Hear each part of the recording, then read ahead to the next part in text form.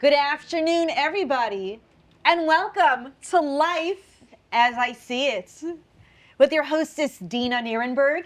And with me today, I have my videographer, Tessa Weber. For first time, hi, I always behind the camera, but now I'm here. Yeah. Yeah, Thank you it's a so much for pleasure. coming to town. Oh, wow. So Tessa and Stefan are here for a couple of days, taping some things. And I asked Tessa this morning if she would be on my show today. And thank you for agreeing so readily. I'm happy to be part of it. Yeah, so Tessa has been the wind beneath my wings. She's usually one of the people I'm talking to when I'm giving over my shows, and it's always so nice because you need that symmetry between the subject and the videographer. You know, that give and take, that back and forth. Otherwise, there's how can I emote when you're not? You know, kind of thing. So Yeah, it's so weird to be here it's in the yeah, frame. I know, it's like a dream. I feel like I have to stand up and go where, but okay. Yeah. So Something new. yeah. So we had breakfast this morning and we were discussing how in this society that we live in, what success looks like, how some people make this topic success all about having certain things, such as if you have a certain amount of money, if you have a certain amount of influencers, if you have an important enough job, if you have a good looking enough house, if you have a car, if you go here, if you belong to that, if you associate with them, if you don't associate with those. To some people, particularly here in New York, this unfortunately is what some people think that success looks like, and they've made a whole host of people believe that this is success.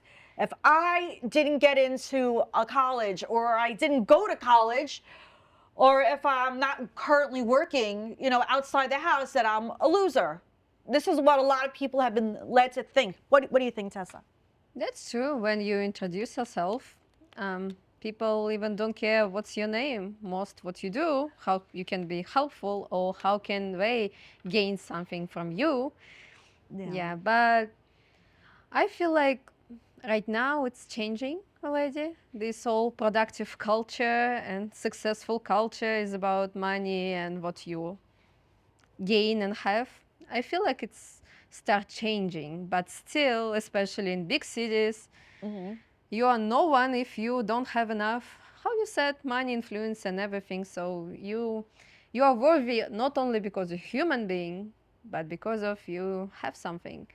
This is how, unfortunately, society look at you. But it's what I noticed usually in big cities. When you go out in our states, when it's more calm and simple life, nobody's gonna ask you what you do. We're gonna ask you more about your friends, what your hobbies, how many kids you have, or something like that. So it's different topics. So I guess maybe in our areas, people think about success about more traditional way, like a family, or building more balanced life. Yeah. Tessa moved out of New York City a year ago. She moved to North Carolina. Which city? Charlotte. To Charlotte, North Carolina. But Tessa and Stefan have been living here for 5 years, so they got to see the what goes on, and the attitude, the general attitude of a big city, such as New York City. And Yeah, it's big city mentality when you want to find out how you can promote yourself, or It's how true. can someone help you. Yeah, and it's to- nothing new either. Yeah, and after some time when we moved, I used to have the same attitude from New York. Like I wanted to know what people do in their life. How can they like be helpful for me, or how they can use my abilities for themselves, for example. But after some time, I realized people don't ask these questions anymore. I mean, in Charlotte. In Charlotte, right? Yeah. Yeah. they don't ask what you do. And it was weird for me because I wanted to know what people do. Yeah. And I was surprised when some girls were just saying that they stayed home or just and pool, enjoy life. They don't work. And for me, it was like, are you okay with it? But after some time, I realized maybe it's kind of success as well to Yeah. live this freely life. Yeah. But for New York, it's something impossible, Impossible. to hear that a person do nothing. Yeah. And you don't want to hear it, because if you hear that person doesn't do anything, it feels like maybe you're depressing or something. What's wrong with you? Yeah. Or lazy. Or lazy. Or lazy. Yeah. But it's not everywhere. It's right. Yeah.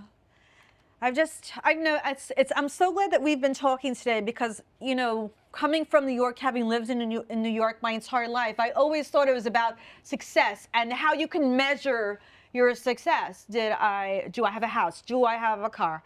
Do I work? Do people think that my work is prestigious? And then I got the YouTube show. Do people like it? And how many people like it? And how popular is it? And how many people told me today that they like it? So it's very, very like quantifying. It's like, how much have I got? How much have I got? And how much can I get? Where am I and what can I get? And I've lived my whole life like this because this is how New Yorkers are. This is how, you know, you grow up in school. Like, what grade did you get? I got an A, and you got to be, oh, I must be smarter. Or, oh, I can do a cartwheel and you can't. Oh, I must be more agile. Or you can dive into the pool and I can't. Oh, I'm a loser now. Or you can sing on tune. I can't. I'm a loser. Again, it's like one up, one down, sounds so one up, sad. one down, one up, one down. And this is how New York goes, and it's extremely sad. It's sad because you feel like I only am enough if I have accomplished and done a certain amount of things. And when comparing myself to others, I can clearly say I am as accomplished as you are. But it's gonna be never enough. Never Because if you enough. compare yourself Oh, with heck. everyone else, it's Never. never enough, Never especially enough. in social media. Yeah. It's always going to be someone who is better than you in some areas, and it's possible to achieve everything.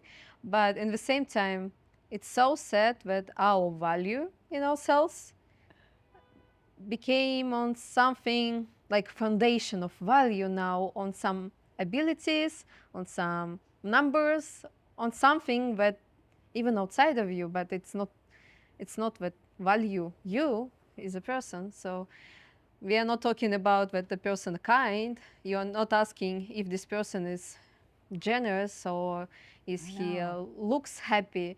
You're asking what he does, how many money he makes, and why how we ended up in this type of society. I don't know. It's sad. Yeah.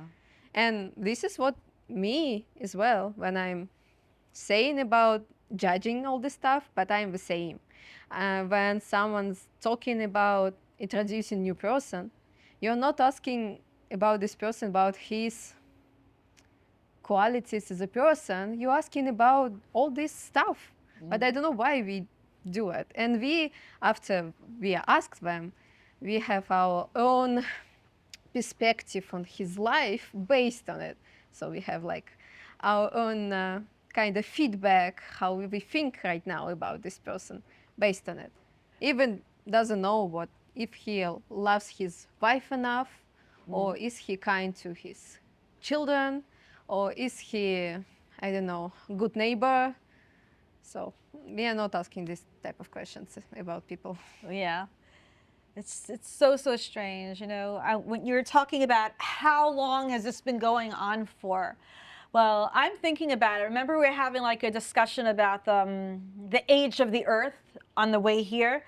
I was thinking like immediately, practically immediately since the dawn of time as we know it, Adam and Eve's sons they're fighting, and Cain kills Abel, right? Cain gets jealous of Abel because of what Abel's doing, and Cain kills him, and then There's already the jealousy right there. You did more than I did. I think that was the issue.